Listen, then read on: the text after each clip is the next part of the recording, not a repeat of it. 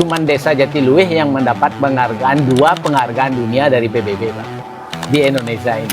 Yang menjadikan Jatiluwih spesial ini karena pertama kita bisa menjaga warisan leluhur kita, Pak. Manajemen di sini bagaimana kita jangan melulu sawah saja, Pak. Nah, dari sini sudah bagus kita kembangkan ke arah hutan. Dari kegiatan yang ada di Desa Jatiluwih ini, saya sampaikan 95% itu melibatkan masyarakat lokal. Halo Sobat Impact, kali ini saya berada di Desa Jatiluwih bersama Bapak I Ketut Purna atau biasa dipanggilnya Pak John. Pak John, apa kabar? Baik, Pak. Terima kasih nih Pak atas waktunya. Desa Jatiluwih merupakan desa regeneratif atau bisa dikatakan desa sustainable. Desa Jatiluwih mendapatkan penghargaan UNWTO sebagai Best Tourism Village pada tahun 2024, akhir tahun yang lalu. Kita akan dengar langsung bagaimana penuturan tips and trik bagaimana Desa Jatiluwih mendapatkan penghargaan tersebut. Pak John, bisa sedikit cerita.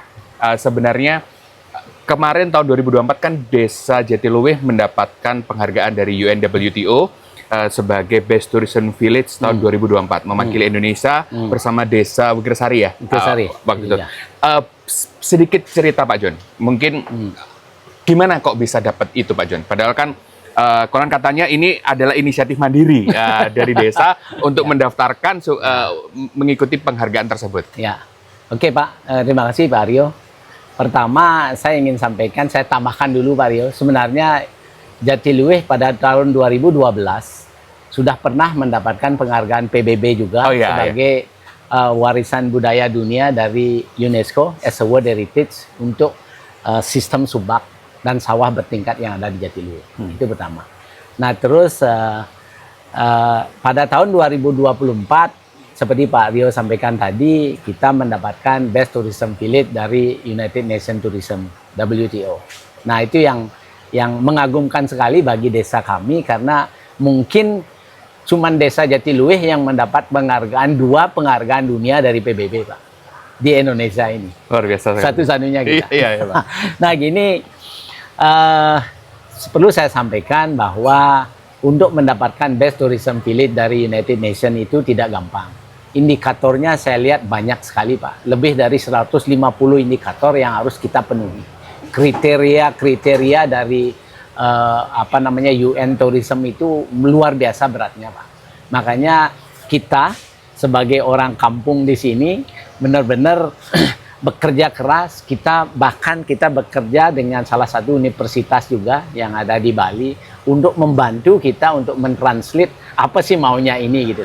Karena indikator-indikator luar biasa beratnya. Tapi syukur, Pak, dengan dengan apa yang kita punya, dengan tim yang kita punya, dengan alam yang kita punya, dengan kebenaran yang kita submit ke badan dunia itu, akhirnya kita lolos, Pak, di Indonesia. Waktu itu saya tahu bahwa ada 6 desa yang dimajukan oleh Kementerian Pariwisata, tapi akhirnya syukur kita yang lolos sama salah satu desa yang ada di Jogja. Oke, ya. Pak, luar biasa, keren sekali. Jadi sebenarnya Pak, boleh nggak sih historinya gitu ya? Mungkin di desa wisata yang lain di Indonesia ingin mengikuti penghargaan tersebut, bagaimana caranya, Pak? Oh, caranya pertama ini yang untuk UN Tourism Best Village Tourism ini tidak kita ajukan sendiri, Pak. Oke. Kita harus melalui Kementerian Pariwisata. Itu harus. Nah, makanya ini bagi desa-desa lain yang mau mengikuti jejak kita, silahkan berhubungan langsung. Ada bagian-bagiannya nanti di Kementerian Pariwisata, kontak ke sana, kita akan dikasih arahan. Tapi tergantung nanti apakah indikator yang 150 lebih itu dipenuhi kriterianya oleh desa masing-masing gitu. Oke. Pak John, kan tahun 2012 menjadi World Heritage ya. Dalam hal ini kemudian 2024 kemudian mendapatkan penghargaan sebagai Best Tourism Village gitu ya. Sebenarnya apa sih Pak yang menjadikan Desa Jatiluwih ini spesial, Pak? Oh, yang menjadikan Jatiluwih spesial ini karena pertama kita bisa menjaga warisan leluhur kita, Pak. Berupa pertama yang di Jatiluwih orang lihat itu kan subak, Pak, sistem subak. Bagaimana sistem Subak itu menganut ajaran yang di Bali yang disebut dengan Krita Karana, Bapak. Bagaimana hubungan kita dengan yang di atas, dengan alam dan sesama. Nah, inilah yang kita terus pertahankan sampai saat ini. Tradisi-tradisi Subak itu selalu kita pertahankan, kan kita jaga. Nah, itulah sebenarnya yang Bapak ketahui bahwa terlalu banyak sekarang warisan-warisan dunia itu sudah ditinggalkan. Tapi khususnya di Desa Jatiluwih kita tetap jaga ini berkelanjutan dan bahkan mendapatkan nilai lebih regeneratif jadinya, Pak. Ya, Pak, Bapak tadi terakhir menyebutkan regeneratif ya. Regeneratif itu kan bagaimana menjaga lingkungan gitu ya, menjaga budaya sekaligus melakukan pemberdayaan masyarakat, Pak. Kan Subak itu kan identik dengan bagaimana sistem pertanian. Gitu ya. Mungkin apakah masyarakat di sini tidak ada ketakutan? Mohon maaf nih Pak, katakanlah ada image terkait dengan menjadi petani itu susah kayanya. Nah, bahkan ternyata bagaimana dengan menjaga sistem yang ada ini bisa mensejahterakan masyarakat nggak sih Pak? Nah, ini supaya agar apa? Ya, nggak perlu deh jauh-jauh ke kota gitu ya, di desa mengembangkan desa gitu, menjadi desa itu mempertahankan pertanian, menjaga sistem irigasi Subaknya bisa meningkatkan kesejahteraan masyarakat. Gitu. Pertama Pak, saya mau sampaikan bahwa seharusnya kita semua warga desa ini menjaga apa yang sudah ada. Amin. Maksud saya seperti ini. Tugas kita adalah menjaga karena leluhur kita sudah mewariskan yang bagus. Inilah yang terjadi sebenarnya saat ini.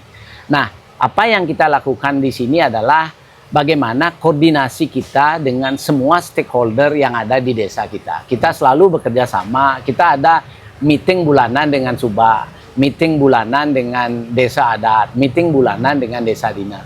Bagaimana, apa sih harus kita lakukan untuk tetap kita bisa menjaga warisan ini. Dan apa keluhan-keluhan dari petani. Saya seperti pertanyaan Bapak tadi bahwa kalau jadi petani beras itu memang kita tidak pernah kaya, Pak. Tidak pernah kaya karena pertama kan Pak tahu lah, beras, harga beras itu dikontrol oleh pemerintah. Tapi Bapak, dengan kunjungan tamu ke Jatiluwih, itulah kontribusi yang kita bisa kasih lebih ke petani. Pertama, kita sudah melakukan penyemprotan dengan drone semua petani yang ada di Jatiluwih. Nah, itulah yang kita tunjukkan ke petani, semua upacara-upacara, baik itu namanya, karena di sawah ini Pak, banyak sekali ada upacara Pak. Dari mencari air, dari sebelum menanam, setelah padi menguning, itu banyak sekali upacara. Nah, ada namanya setiap 6 bulan itu ada namanya ngusabe, ada namanya ngusabe gede, ada namanya ngusabe alit. Nah, ini juga kita biayai dari tiket masuk yang dibayar oleh tamu ke Jatiluwih. Berarti poinnya gini Pak, kita selalu bersinergi, kita tidak mau menang sendiri. Kita apapun yang kita dapat, kita selalu berbagi ke petani dan seluruh masyarakat di Jatiluwih. Itu poin.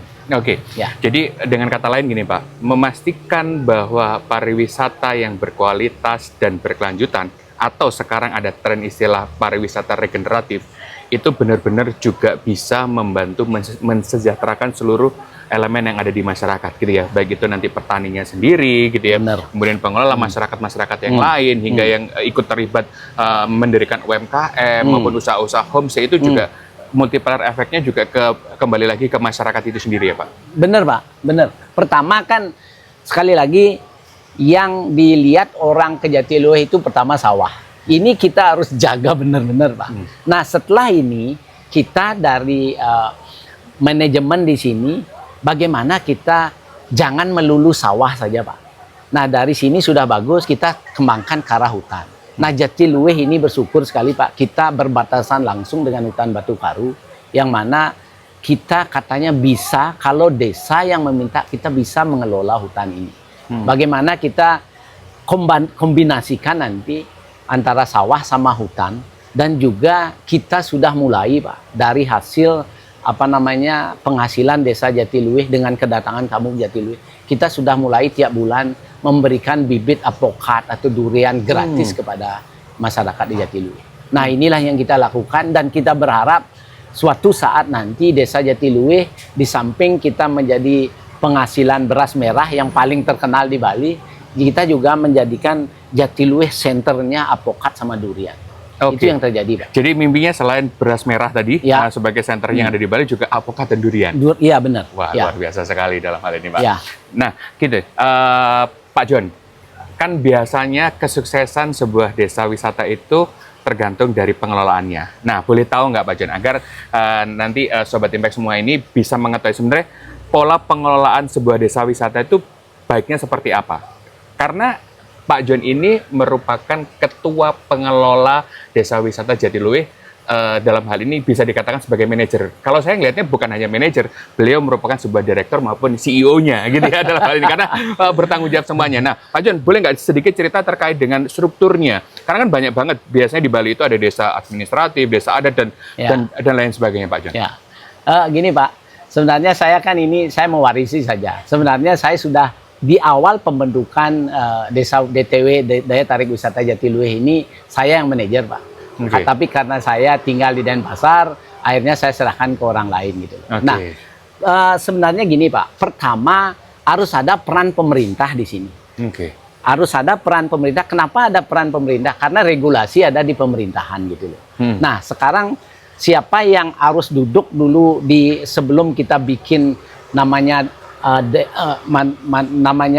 badan pengelola di desa ini adalah semua petinggi-petinggi desa. Pertama ada pemerintah, kedua ada namanya Pak Perbekel, kepala desa, ada of course di Bali ini ada namanya desa adat, namanya Jeroben Desa Adat. Of course yang di sini karena kita menampilkan sawah, kita akan majukan yang namanya Pekaseh. Pekaseh itu kepala subak, Pak. Kepala subak kayak kepala subak. Apa kepala perwakilan petani. Okay. Benar. Nah, itu yang terjadi di Jatiluwih. Dan ini di tahun 2012 sudah diadakan namanya perjanjian kerjasama PKS antara 5 pihak ini. Pertama, saya ulang lagi sekali bahwa ini dari pihak pemerintah, dari pihak desa dinas, dari pihak Jeroben Desa Adat, dan pihak petani. Nah, inilah membentuk namanya badan pengelola. Nah, badan pengelola inilah yang menunjuk saya untuk menjadi manajemen operasional. Yang mana seperti Pak bilang lagi, saya sebagai manajernya di sini. Nah, dari sini akhirnya semua nanti kebijakan saya harus koordinasikan dengan bos saya ini, kepala desa ini. Bahasanya komisaris atau pemilik saham gitu ya. Komisaris sama pemilik saham ini. Nah, sebelum saya melakukan action di lapangan. Berarti setiap tahun saya menyusun program-program apa yang akan saya lakukan setiap tahun di awal tahun itu sudah mulai di-approve oleh badan pengelola ini. Saya cuman menjalankan perintah sesuai dengan apa yang sudah diputuskan oleh badan pengelola atas usulan saya. Oke, luar biasa. Berarti kan artinya gini, Pak, sebenarnya kalau ada pemegang saham tadi dari seluruh desa, kemudian ada pengelola gitu ya. Kalau saya ngeliatnya sih Pak John bukan hanya sebagai manajer gitu ya, bahkan direkturnya bagaimana mengatur operasional seluruh yang ada. Tapi bisa dilihat di sini artinya apa, Pak? Pengelolaan desa wisata itu harus dalam hal ini dikelola dengan cara profesional. Gitu ya. Kalau hanya melalui kelompok-kelompok kodarwis gitu ya, yang tidak secara profesional benar-benar gitu ya, dalam hal itu dikelola secara profesional, mendapatkan manfaat secara profesional dan lain sebagainya, kemungkinan besar juga akan tidak berhasil ya, Pak, dalam hal ini. Nah, boleh tahu nggak sih, Pak, mungkin bocoran supaya teman-teman Sobat Impact, khususnya kepala desa yang ada gitu ya, masyarakat yang ada di seluruh Indonesia, kalau ya boleh nggak bocoran, boleh nggak sih Pak cerita terkait berapa sih Pak minimal pendapatan per tahun dari desa Jatiluwih ini, Pak, gitu ya? Gini, Pak, pertama saya setuju banget dengan kata-kata profesional tadi, karena mohon maaf kalau sudah namanya uang, kalau kita tidak kelola dengan profesional itu pasti ada masalah.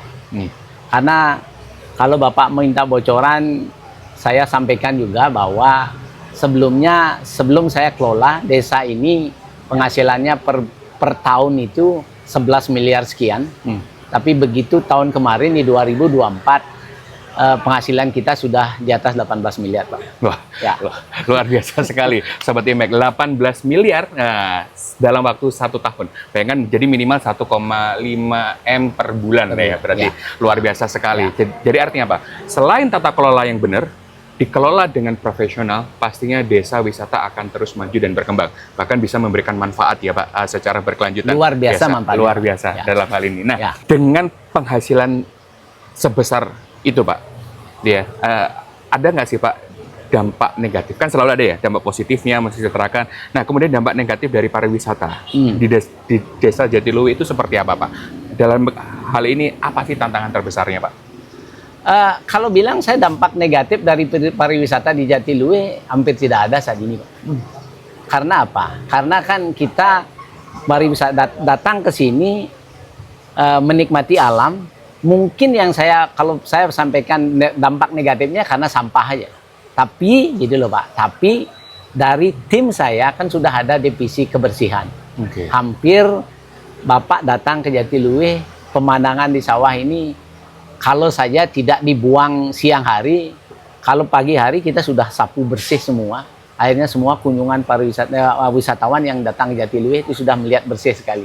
Tapi setiap jam itu memang kita kontrol untuk sampah di desa kita. Cuman sampah aja negatifnya, Pak.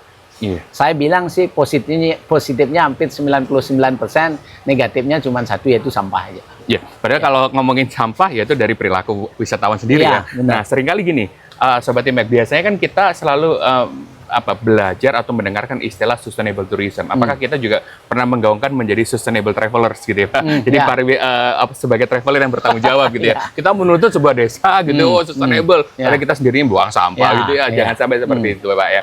Dalam hal ini. Nah, Pak, artinya Bapak tadi sudah menjelaskan terkait dengan peran seluruh pihak desa, pedesa, kemudian desa administratif, kemudian pengelola. Pak, sebenarnya apa poin penting terkait dengan pengembangan desa? Apakah boleh dikatakan bagaimana partisipasi masyarakat di Desa Jatiluwih, Pak? Apakah semua ikut bergerak gitu, ikut berpartisipasi terkait dengan pengelolaan atau pengembangan sebuah desa? Apakah ada, biasanya kan gini, Pak, kalau ada duit gitu ya, nah, karena partisipasinya ada, kalau ada duit biasanya iri-irian gitu ya. Wah, ini duit itu kok sedikit, dapat sedikit. Nah, kemudian apakah memang partisipasi warga itu juga sebagai pendukung kemajuan dan keberhasilan Desa Jatiluwih? Nah, ini sebenarnya yang terjadi di Jatiluwih, Bapak. Maksud saya begini, kita benar-benar secara open, secara terbuka bagaimana pengaturan keuangan itu dari manajemen operasional dulu. Itu pertama. Kitalah yang sebenarnya membagi uang itu ke kepala dinas, ke Pemda, ke Subak dan segalanya.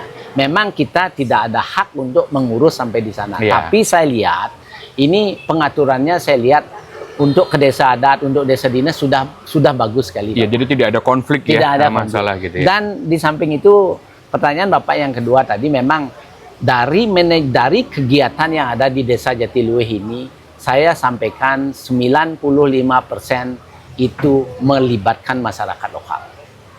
Kenapa 5%-nya itu? 5% kan kita harus cari profesional, Pak.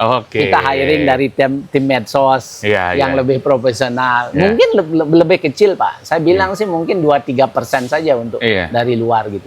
Artinya hampir 100% masyarakat yang ada di desa ikut berpartisipasi. Berpartisipasi, Pak. Semua kegiatan-kegiatan yang kita lakukan di Jatiluwih, karena setiap tahun kita ada namanya Jatiluwih Festival. Itu di Jatiluwih Festival saya garansi 95% semua yang import di sana itu adalah penduduk lokal. Ya. Baik. Luar biasa sekali. Pak John, tadi kan cerita tahun 2012 ditetapkan sebagai World Heritage gitu ya dalam hal itu. Pak, artinya mulai kapan sih sebenarnya Jatiluwih ini ada terus kemudian menjadi sebuah desa wisata gitu, Pak? Apakah memang dulu memang karena saya ngelihatnya ini anugerah ya, anugerah dengan keindahan yang sangat luar biasa. Apakah memang didesain menjadi desa wisata atau ya merupakan anugerah itu? Mulai dari kapan, Pak, mulai aktifnya? Gini, setahu saya, Pak ya, setahu saya dari tahun 70-an itu sudah ada wisatawan Eropa ke Jatiluwih. Luar biasa. Dari tahun 70-an. Saya masih ingat, saya waktu kecil waktu itu saya masih kerja di sawah. Itu sudah ada PW tamu Prancis, tamu Jerman itu sudah datang ke Jatiluwih. Nah, itu slow but sure, Pak. Makanya sekali lagi membuat desa wisata itu berproses, Pak. Tidak bisa. Nggak bikin kayak sekarang, mengkopi instan bikin jadi enggak ya, Pak? Susah, Pak. Susah. Tapi bisa, tapi akan bertahan lama apa tidak gitu. Kita slow down dulu di awal. Nah, makanya dari tahun 70-an sudah ada wisatawan asing datang ke Jatiluwih. Nah, petinggi-petinggi kita di desa, kita harus acungi jempol bahwa merekalah sebenarnya yang mengajukan Desa Jatiluwih menjadi warisan dunia di tahun 2011. gitu. Dan beruntung sekali di tahun 2012 kita mendapat penghargaan itu. Hmm. Jadi Itu, Pak. ada arahan, adanya komitmen gitu ya, komitmen pendahulu gitu ya, bagaimana terkait dengan pengembangan desa, kemudian komitmen seluruh masyarakat juga partisipasinya, akhirnya membuat desa ini akhirnya mulai tahun 2012 ya aktif ya, aktif sebagai desa wisata berdasar karena mendapatkan itu tadi ya, mendapatkan dari World Heritage dari UNESCO, UNESCO ya, wah luar biasa sekali Pak. Selain Subak Pak, potensi yang ada di Desa Jatiluwih apa saja Pak? Oh, banyak sekali Pak. Nah, ini ya. Apa jadi Pak? Pertama Subak. Kedua saya sudah sampaikan di sini memang cocok sekali dengan kopi Pak. Kopi. Oke. Kopi di sini Robusta sama Arabica itu bagus banget. Asli di sini. Asli di sini. Ada ya? Ada.